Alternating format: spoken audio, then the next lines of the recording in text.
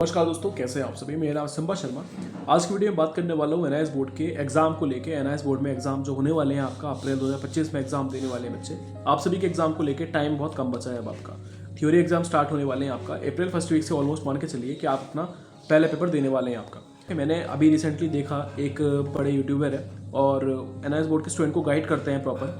तो उसमें पहले ही बच्चों को उन्होंने पहले ही मन में एक डर बिठा दिया बच्चों के, और उसके बाद फाइनली अपना पर्टिकुलर फिर ये बोला कि आप अपना बचना चाहते हो इस चीज़ से तो आप अपना कोर्स ले लो, का जो है पेपर अच्छे चले जाएंगे। पूरी क्या बात है मैं आपको प्रॉपर बताने वाला हूँ। वीडियो को पूरा एंड तक जरूर देखना और इस चीज़ को ध्यान से समझना थोड़ा सा आपका, कि आपको बेवकूफ़ बनाया जा रहा है यहाँ पे। देखो सिंपल मैं बात कर रहा हूँ आपका। अभी रिसेंटली आपका एक फिजिक्स का जो है हमारा पेपर हुआ था, सीबीएसई का बोर्ड के पेपर चल रहे हैं, सभी को पता है आपका। एनआईएस बोर्ड के पेपर जो है अप्रैल से स्टार्ट होने वाले हैं आपका। अब बच्चों को बहुत सारे बच्चे इसमें ऐसे हैं जिनकी प्रिपरेशन अभी भी कुछ नहीं खास नहीं है, और कुछ ने अपना अभी तक स्टार्ट भी नहीं करा है आपका।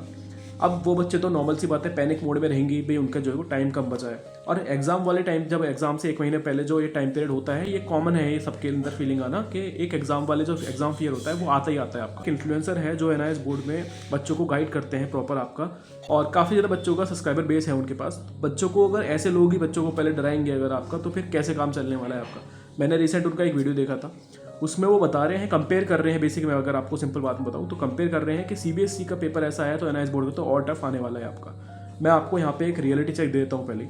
सीबीएसई और एनआईएस बोर्ड को कंपेयर करना एक तरह से बेवकूफ़ बनती है यहाँ पे। मैं ऐसा क्यों कह रहा हूँ। सीबीएसई बोर्ड एकदम डिफरेंट है, एनआईएस बोर्ड एकदम डिफरेंट है।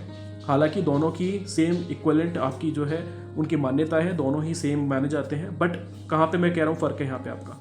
सीबीएसई बोर्ड में एनसीईआरटी फॉलो होती है आपका, और एनआईएस बोर्ड में एनसीईआरटी फॉलो नहीं होती आपका।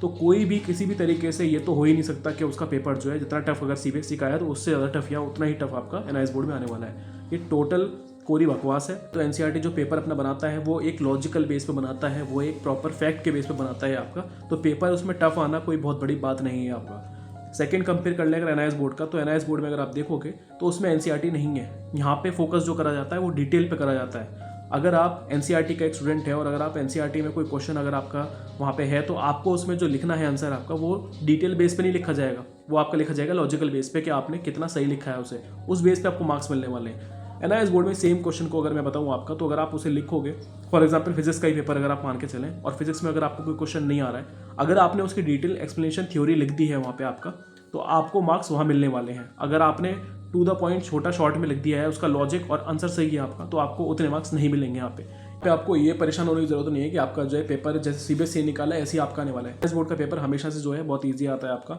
अगर आपकी प्रिपरेशन नहीं है और आप तब पेपर उठा के देखो तो आपको हर पेपर हार्ड लगने वाला है आपका। बट अगर आप खुद ही चेक करोगे उसे, प्रीवियस ईयर का जरा अपना एनआईएस बोर्ड का फिजिक्स का पेपर एक बार चेक करो आप, उसमें कहीं से कहीं तक ऐसा नहीं है कि आपका जो है पेपर बहुत हार्ड आया। या फिर अगर आप सीबीएसई से कंपेयर करने वाले हो तो कॉमन सी बात है, वो तो आपको हार्ड लगेगा ही भाई, वो एनसीईआरटी का पेपर है आपका, यहाँ पे नॉन एनसीईआरटी आपका है। तो ये तो बहुत बेवकूफ़ वाली बात लगी मुझे आपका, जो कंपेयर करा जा रहा है यहाँ पे आपका। तो इन चीज़ों में, इन बातों में बताओ। अल्टीमेटली ये एक मार्केटिंग स्ट्रेटेजी होती है आपका, कि आपको पहले बताया जाएगा, डराया जाएगा भाई आपका जो है पेपर बहुत हार्ड आने वाला है, ये आने वाला है। अगर आप अपना बचना चाहते हो तो आप अपना फटाफट से एक कोर्स ज्वाइन कर लो। इतनी अगर आपने खुद से भी सेल्फ स्टडी कर ली अगर आपका, तो फिर इतना कोई नहीं है कि आप एनआईएस बोर्ड में आपको पास होने से कोई रोक दे आपका। आप अच्छा खासा पास हो सकते हो उसमें। और इसका मतलब कितने परसेंट आपका जो पेपर आने वाला है, डिफिकल्ट लेवल क्या होता है उसका, आपका ईजी कितने आता है आपका, तो ये सारी मैं आपको डिटेल में बताने वाला हूँ। स्क्रीन पे भी आप देख सकते हो मेरे यहाँ पे। अगर मैं आपका डिफिकल्टी लेवल पे बेस पे चेक करूँ कि क्वेश्चन पेपर कैसे बनता है यहाँ पे, तो अगर यहाँ पे हम चेक करें डिफिकल्टी लेवल में आपका चेक कर सकते हो, तो सिर्फ 16 क्वेश्चन आपके आ रहे हैं यहाँ पे जो डिफिकल्ट होंगे, जो थोड़े से ज़्यादा डिफिकल्ट यहाँ पे माने जा सकते हैं कि भाई हाँ ये हार्ड क्वेश्चन आए। रेस्ट आप देखोगे अगर आपका, तो एवरेज जो क्वेश्चन आ रहे हैं वो 40 मार्क्स का क्वेश्चन आपके पास आने वाला है जो एवरेज होगा। और ईजी में आप देख सकते हो 24 मार्क्स आपको ऐसे मिल जाएंगे, क्योंकि देखो ईजी और एवरेज को भी अगर आप दोनों को सम अप करोगे तो 65 मार्क्स आपके हाथ से कहीं भी नहीं गए, तो आप इजीली स्कोर कर सकते हो। तो इतना कोई कंफ्यूज होने की, इतना कोई परेशान होने की ज़रूरत नहीं है। सिंपल है, एक स्ट्रेटेजी फॉलो करो अपना। आप अगर अभी भी आपके पास टाइम है, ऐसा नहीं है कि टाइम नहीं है अभी आपके पास, तो आप अपना जो है कोई पर्टिकुलर सब्जेक्ट है, जितना थ्योरी पार्ट पढ़ सकते हो, इतना जो आपको बुक में दिया हुआ है वहाँ पे अगर आप पढ़ सकते हो, तो सबसे पहले उस पार्ट को ले लो।